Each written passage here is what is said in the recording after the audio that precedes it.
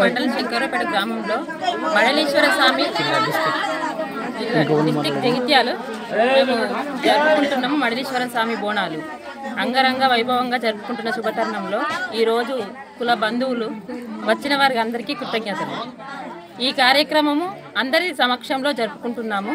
ఇది మాకు చాలా సంతోషంగా ఉంది.